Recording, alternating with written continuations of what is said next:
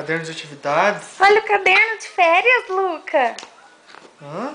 Você vai fazer um monte de desenho nesse caderno?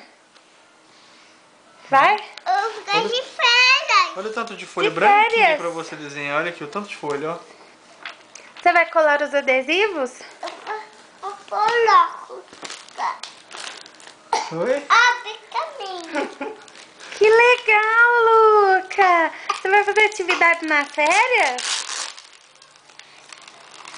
Nossa, olha o tanto de desenho que adesivo que vem. Calma. Mas onde você vai colar ele já? Coloca um adesivo na primeira folha. Abre pra ele.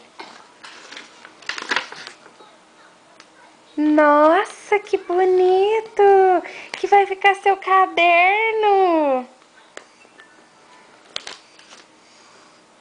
Você vai Ó, colar todos? Vê o desenho primeiro, olha lá. Qual que é esse desenho? Isso.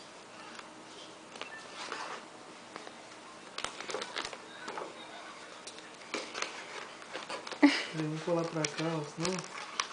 não, depois ele descola.